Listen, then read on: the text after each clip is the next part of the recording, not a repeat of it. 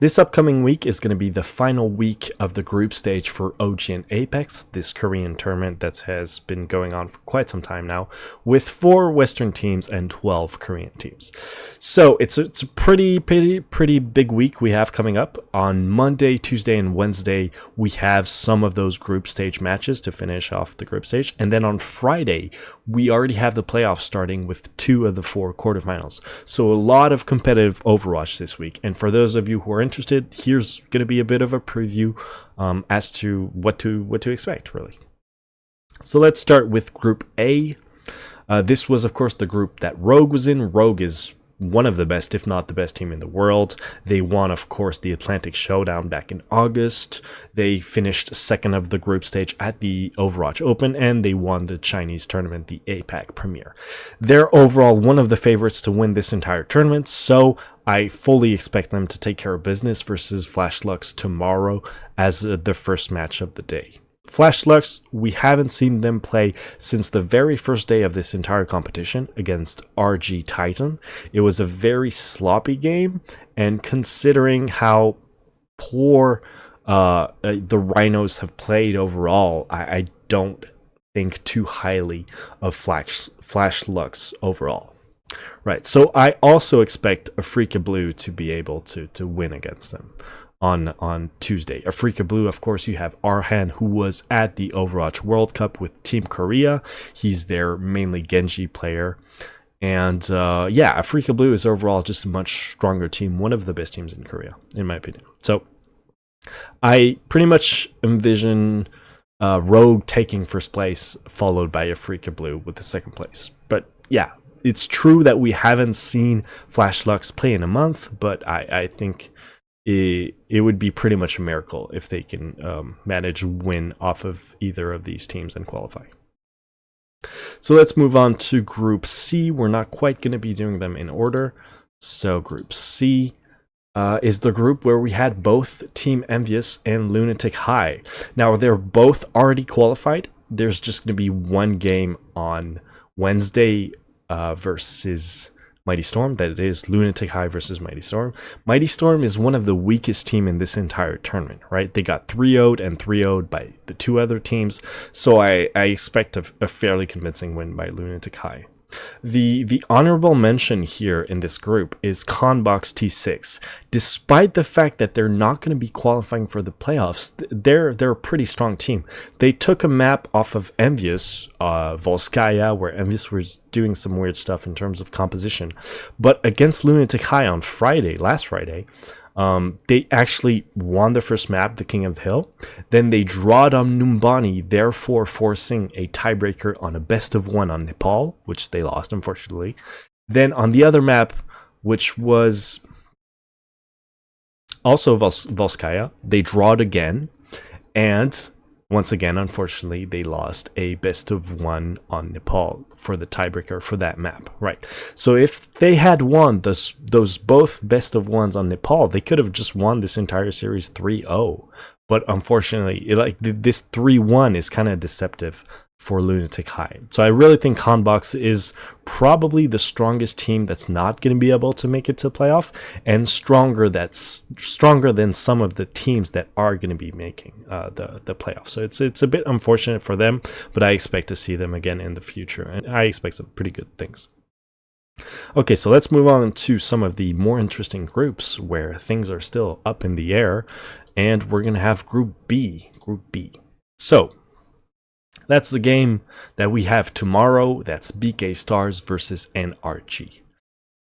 So we have a potential 3-way tie going on if, and only if, RNG can beat BKStars.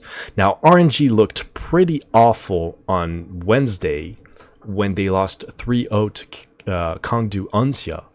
But that was literally like one day after coming back from BlizzCon. I think everyone was jet lagged. Of course, they had this roster swap where they got rid of Gods and Pooks, and they brought in Numlocked as well as Clockwork. So their entire shot calling structure has been moved around, obviously, because they brought Numlocked as a shot caller. So obviously, like this 3-0 looks absolutely awful. But when you consider consider the jet lag and having like literally 1 day of practice, I don't think it's very surprising. So I do think NRG are going to be able to play better against BKStars. And to be honest, I don't think that highly of BKStars either. But once again, this team, we haven't seen them play in like over a month, or like pretty much exactly a month. They have some really pretty good players. One that caught a lot of attention was Bernard, which is their Zarya player mostly, so off-tank player. But yeah, we have this very, very complicated situation with multiple scenarios that can go on. So I asked Monte Cristo on Twitter what were the tiebreakers, and he told me that if teams end up being tied in terms of their win record, it's going to go to the map differential that you can see on the side here there. And then if the map differential is the same, then it's going to go to head-to-head. So if NRG wins 3-0, then they're in with Gangdu Anxia, they're in the playoffs. If they win 3-2, however, despite winning and despite all those teams being tied 2-1, it's actually going to be Gangdu Anxia and BKStars that are going to be moving forwards to the playoffs. If it's a 3-1 for NRG, both them and BKStars are going to be tied with map differential, and then it's going to go to head-to-head. And thus, if we said, well, NRG wins 3-1, then it's going to be them over BKStars.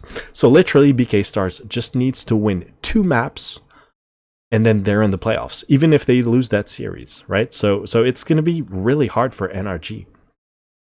In terms of prediction, like BKStars is a huge wild card. Like, we don't know what they've been up to. They didn't have anyone at the World Cup, so maybe they've been just scrimming like crazy for like a month, and they're going to be amazing and just maybe 3-0 NRG.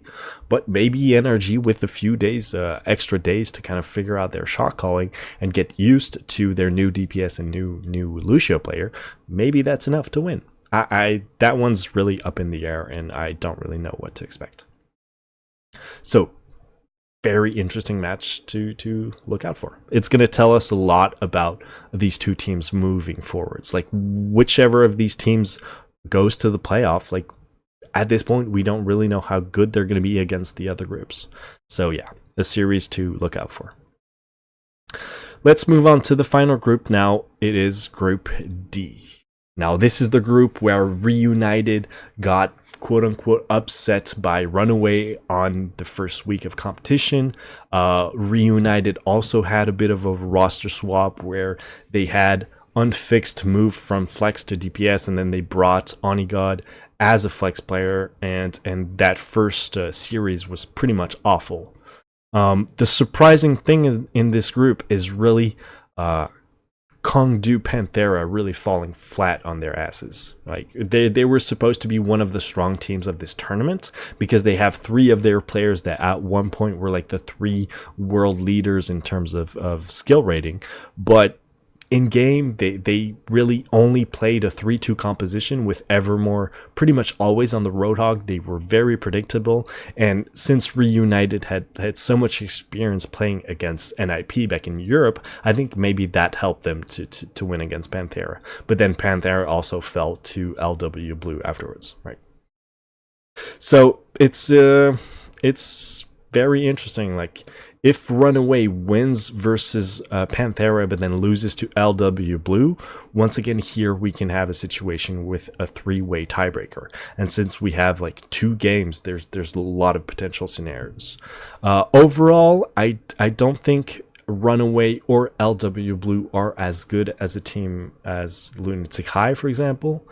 If we're trying to like rate Koreans. So it's hard to know what to expect here. Based on these results and based on map differential, once again, we could potentially have Reunited not making it through the playoffs. All right, so that was for the bit of a preview. Definitely some match to watch out for. And yeah, that's it for today. I hope you enjoyed it. See you next time.